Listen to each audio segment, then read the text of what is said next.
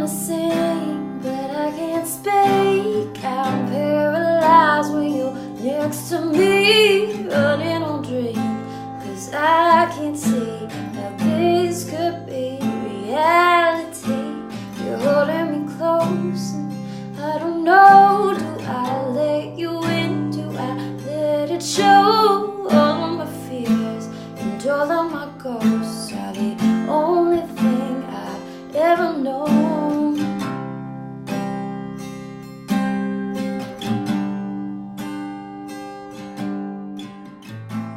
Welcome back to Morning Coffee with Rick Alexander. That intro music was by Brittany Taylor, who's at Brittany Taylor on Instagram.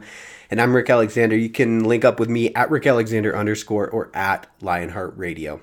Today's message, I think it's going to end up being short. So I want to talk to you about what drives you and whether or not it's what's best or not. So I think one thing that happens is that all of us are on some level driven by the fear of being average, right? So if you listen to podcasts and you read and you journal and you're into personal development, then on some level you're probably motivated by the fear of being average. And that's okay, I think, to a point, right? And there's other things that motivate us along the way. Like sometimes maybe we're picked on in high school, and so we vow to never be that weak person again, or however you perceived yourself, whatever narrative you have about yourself, we tend to use that narrative as fuel to push us going forward. I know for the longest time in my life, it was hate that drove me, right? And it was a hate of being average. It was a hate of myself as I was. It was really like a self-loathing that pushed me to get to the next level.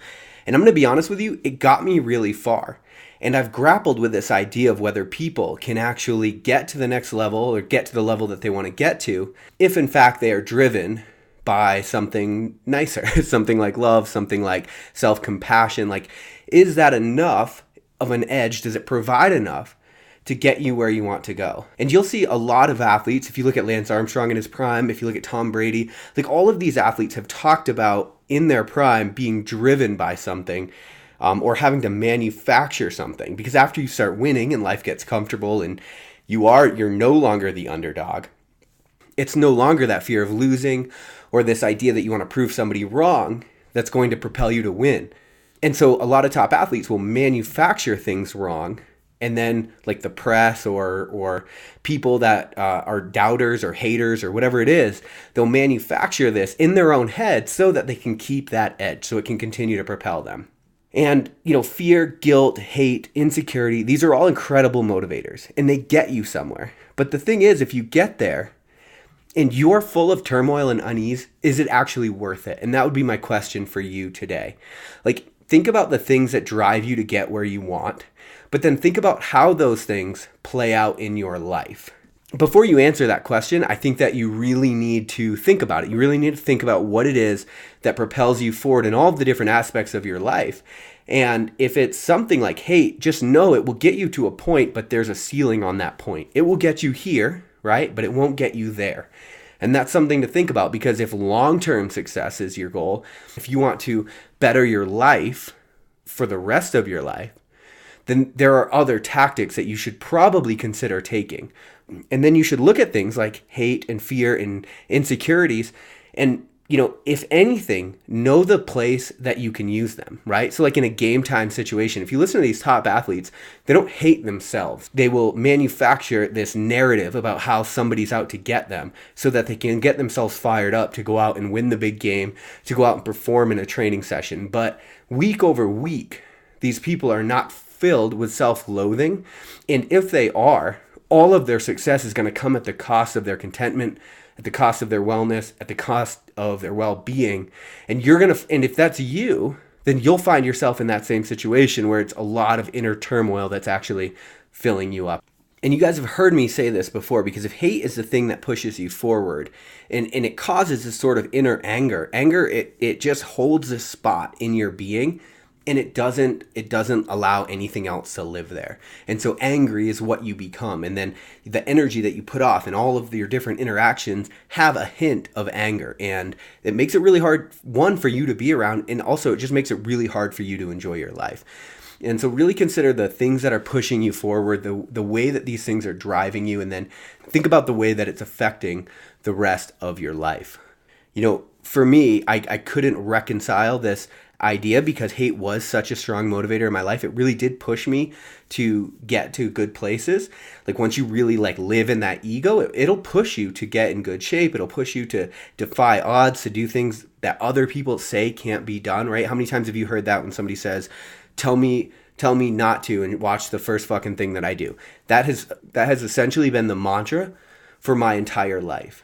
And what I finally came to, where I could finally have a little bit of ease and contentment in my own life, was understanding that me as a being, my essence, my soul, whatever, me as a human being is good enough, right? It is worthy. It's worthy of love and adoration and validation and all of the things that the ego craves.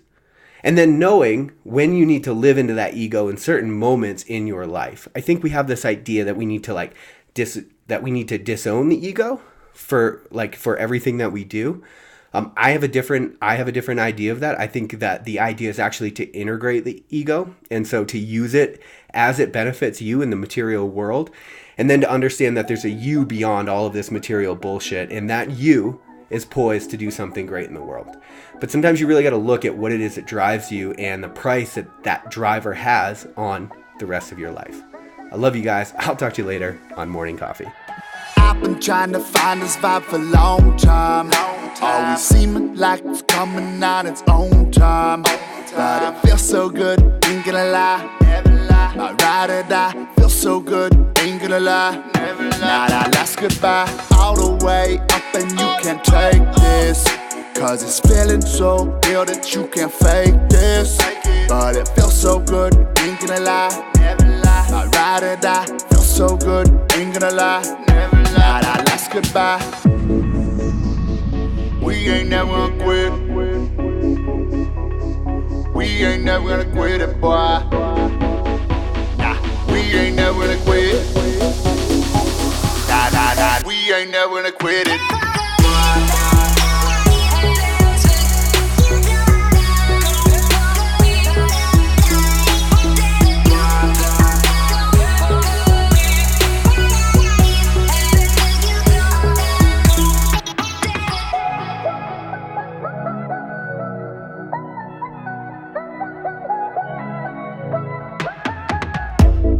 I was trying to mate. The temperature be rising. What's going on? I could've sworn that you'd be psychic. 1-800. You push my buttons, I'm like Tyson.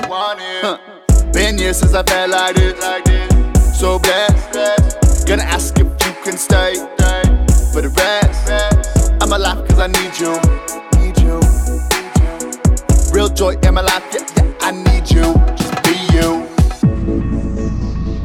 We ain't never gonna quit. We ain't never gonna quit it, boy. Nah, we ain't never gonna quit. Nah, we ain't never gonna quit it.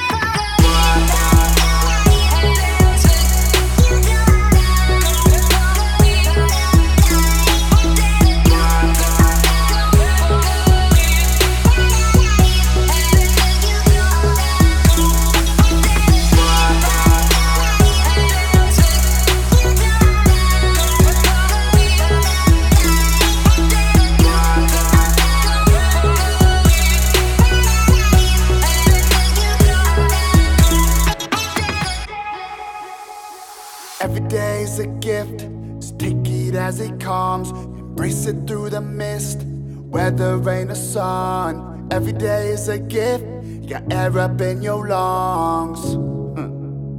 Be grateful, rain or sun. Every day's a gift, just take it as it comes. Embrace it through the mist, weather, rain or sun. Every day's a gift, you got air up in your lungs. Grateful, rain or sun.